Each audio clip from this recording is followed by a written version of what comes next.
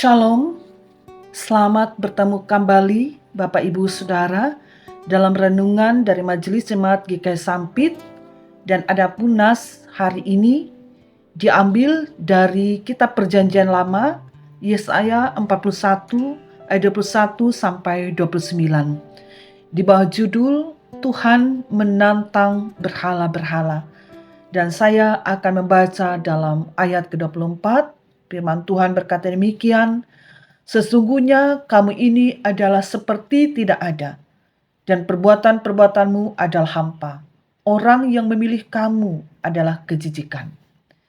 Bapak Ibu Saudaraku, saya mengambil tema renungan ini, Allah Maha Kuasa, berhala adalah hampa.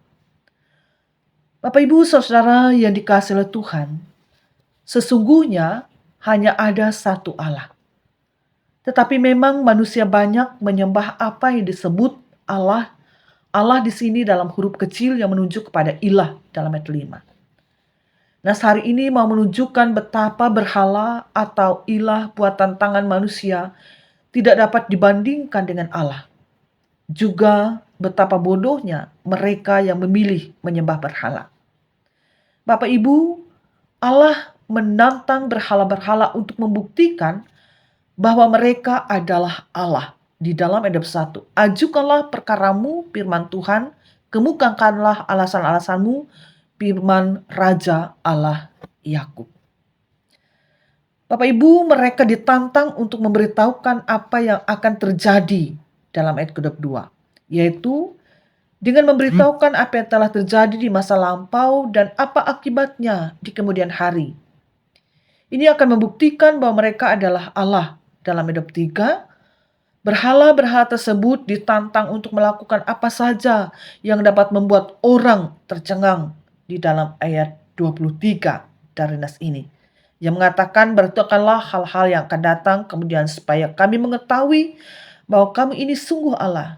Bertindaklah sajalah, biar secara baik ataupun secara buruk, supaya kami bersama-sama tercengang melihatnya." Tetapi sepertinya tantangan itu tidak mendapat jawaban. Hal itu membuktikan bahwa berhala-berhala itu hampa. Sesungguhnya berhala itu tidak ada dan tidak dapat melakukan apa-apa. Tidak mengherankan di mata Tuhan, mereka yang memilih menyembah berhala menjadi sama dengan berhala itu sendiri, yaitu hampa. Dalam ayat 9 mengatakan, "Sesungguhnya sekaliannya mereka seperti tidak ada. Perbuatan-perbuatan mereka hampa, patung-patung tuangan mereka, angin dan kesia-siaan." Bapak Ibu Saudara, tidak seperti berhala-berhala, Allah menggerakkan sejarah. Ia akan membangkitkan seseorang yang akan merubah sejarah. Dalam ayat 25, "Aku telah menggerakkan seorang dari utara dan ia telah datang. Dari sebelah matahari terbit, aku telah memanggil dia dengan namanya. Seperti tukang periuk menginjak-injak tanah liat, demikian dia akan menginjak-injak penguasa seperti lumpur." Bapak Ibu Saudara, Allah juga menubuatkan apa yang akan terjadi di kemudian hari yang belum pernah diberitakan oleh siapapun. Dalam ayat 26 sampai 27 Bapak Ibu dapat baca. Apa yang dinyatakan dan dibuatkan di sini dimengerti sebagai Raja Kores dari Persia yang akan menaklukkan Babel dan bangsa-bangsa lainnya. Nubuat ini telah diberikan ratusan tahun sebelum peristiwa itu terjadi. Allah dapat mengetahuinya karena dialah Allah yang berdaulat atas sejarah. Bapak Ibu Saudara-saudaraku, sebagai manusia yang diciptakan menurut gambar Allah, merupakan kebodohan kalau kita memilih mempercayai dan menyembah berhala yang hanya ciptaan manusia. Baik berhala masa lampau berupa patung-patung dan benda-benda alam, maupun teknologi, uang, dan kenikmatan duniawi yang diberhalakan manusia modern. Keduanya hampa, yang artinya sia-sia, tidak berguna, tidak ada artinya, atau tidak bernilai. Itu arti kata hampa. Maka demikian Bapak Ibu Saudara, sebagai orang yang percaya, mari kita percaya dan menyembah Allah saja. Karena Dia berdaulat atas hidup kita, dulu, sekarang, dan akan datang. Amin. Mari kita berdoa. Terpujilah namamu, ya Tuhan Allah yang hidup dan berkuasa. Allah yang kami sembah dalam Yesus Kristus, Tuhan dan Juru Selamat kami.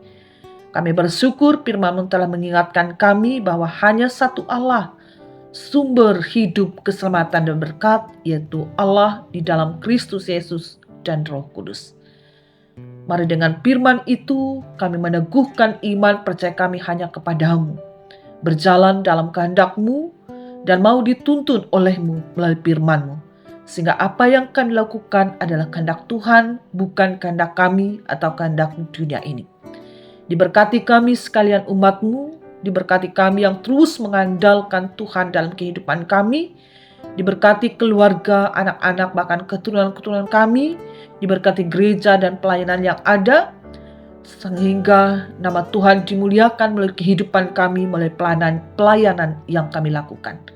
Di dalam nama Tuhan Yesus kami berdoa dan mengucap syukur.